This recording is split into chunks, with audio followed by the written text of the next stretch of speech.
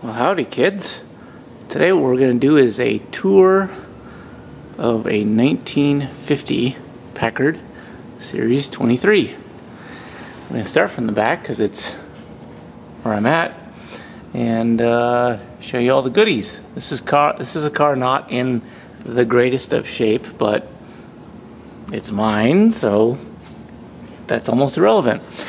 So let's start with the back suspension here. We've got obviously a solid axle system, but here you can see we've got a Packard link all the way across to locate the rear axle. Leaf springs. These leaf springs actually have like a quieting layer in between them, which is kind of interesting. It's I'm not sure what the material is. It's probably asbestos, but you know, whatever. That is starting to wear out.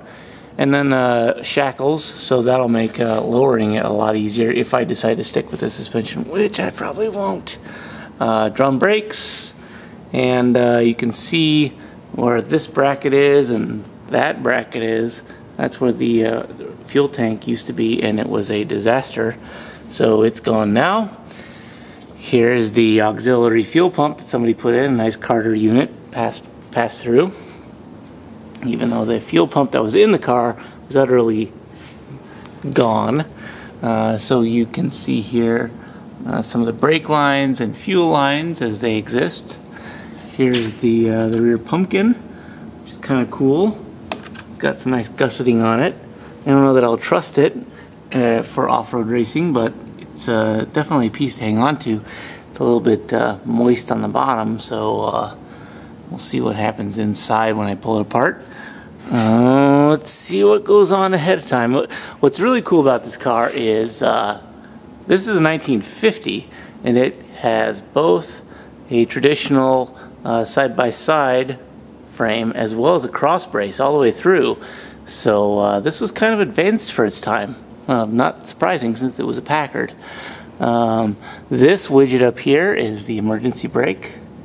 You can see I've already taken off the cable that pulls it, but if you pull this side here, it acts through this hinge and pulls the whole thing forward so that it activates both brakes. Let's see what else. Oh, here's the center of the cross brace. As you can see, something horrible happened up here at some point in this car's life. I'm guessing a very lazy mechanic thought it would be a great idea to just oxyacetylene a hole out so he could replace that whole yoke. But in doing so did some serious damage. See if we can't repair that. You can see when we get up here there's some pretty neat little shims to control that bearing that's floating around up there. That's the tail shaft of the transmission.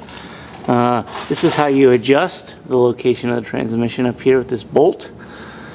As you can see, fairly moist. This motor up here controls the overdrive, which again, kind of wacky for 1950, but so be it. This hole, actually these series of holes, were where the exhaust here seen can pass, but I've already chopped that out, so that's no longer necessary. The bottom of the transmission, or face end of the transmission, it's a, like I said, 3-speed with an overdrive manual, and bottom of the oil pan. Front suspension is fully independent, even though it's got a rack and pinion front end. Steering, so you can see the springs. It's also got friction dampers up here, which are pretty cool.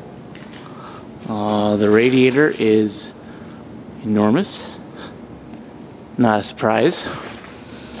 Anti-roll bar. The dampers are pretty shot though. Or not, I'm sorry, not the dampers, the bushings. Pretty darn shot. And God only knows what's going on with these knuckles. They are fully caked. And it's Certainly not the easiest car to work on, but pretty darn cool. You can see the Chevy engine orange that some hillbilly decided it would be a good idea to do a rattle can tune-up on this car. It'd be better if they'd done gray. It would have been more convincing, but so be it. That is the underside of my 1950 Packard.